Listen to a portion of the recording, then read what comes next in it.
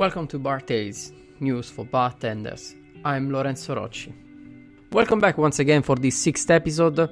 Let's start immediately with the news of today. Talking about American whiskey, and this is gonna make happy a lot of whiskey fan. Balcones 2 years old, batch 1 is 2 years old, finished in a Balcones Brimstock Oak.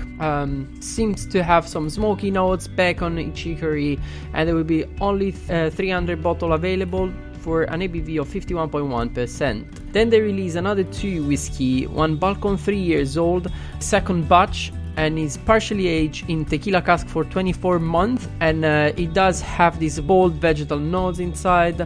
It still has an ABV of 51.2, and there are 212 bottles. And then, yet again, another one made as always from Balcones, still 2 years old. In this case, is finished in an Oloroso sherry, a bottle of 47.8 ABV, and there are just 147 bottles made. It's kind of an interesting release. I think really worth trying because anyway the price is affordable. We are talking about 69 pounds, around 70 pound mark, for something maybe a little bit unusual. So it could be worth to give it a try and have it on your shelf, and for sure involve guests into the bourbon category with these kind of unusual notes into it. Now a little bit of data from Spirit Business. They is telling us that Motai remains the world's most valuable spirit, with a growth of 43% between 2018 and 2019, which means around $30,000 billion. As I said, the world's most valuable spirit. The rest of the podium is completed by other 2 Baijiu, and just at the 5th place we found familiar faces with Diageo Johnny Walker, and a 6th place for Jack Daniels, and then many others. Still from Spirit Business, I want to report you also the top 10 best-selling whiskey brands. I'll go through directly to the ranking, and after we are going to see also Scotch whiskey. For whiskey brand, we have 10 Maker's Mark, 9 Suntory Tories, 8 Evans Williams, 7 Seagram 7, 6 Black Nika, 5th Suntory Kakubin, 4th Crown Royal, 3rd Jameson, 2nd Jim Beam, and at the 1st place Jack Daniels. For the Scotch industry instead, we find 10 La Martinique's own blended Scotch whiskey, label 5, I don't know if I pronounce it perfectly, 9th Black and White, 8th Dewars, 7 William Peel of Marie Bizard, 6th JB, 5th Williams Lawson, 4th Chivas, 3rd Grants, 2nd Ballantines, and at the 1st place Johnny Walker.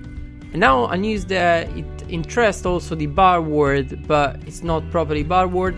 I'm talking about the 50 World Best Restaurant that this year went live on Singapore, and the event saw Mirazur of Mauro Colagreco with 3 Michelin star winning this edition. At the 2nd place, Noma, that everybody knows for the Book of Fermentation in Copenhagen. And for the UK, once again present Lyle's at the spot 33, and then the Clove Club at the 27th place.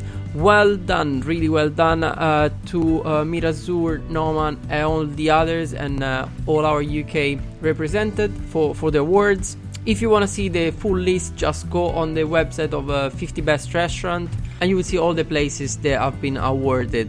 Today I want to add also a news that is about technique. Have you ever thought to use burrata water in your drink?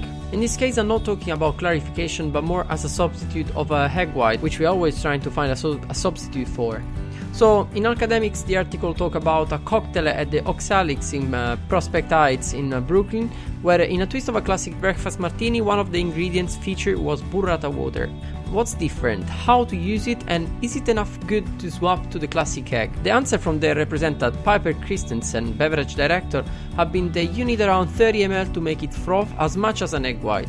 It stays and it doesn't break down where the surface of the drink meet the foam. And if you're wondering, yes, it adds some flavor, a bit of salinity and a hint of milk.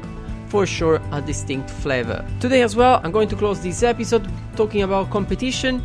It's still a lot early, but better to know that in advance. Cachaça-me If You Can is back. The chance to travel to Brazil. Last year, Gregory Camillo went for UK, now he's back to Rome at the Jerry Thomas project. If you have any question, send an email to him or just a message on Facebook. I'm sure he will be more than happy to tell you about his experience. You will need to present a classic Brazilian cocktail revisited, and to get involved and have the chance to be shortlisted for the semi-final, you will have to email Cachaça-me If You Can at ethos-syndicate.com.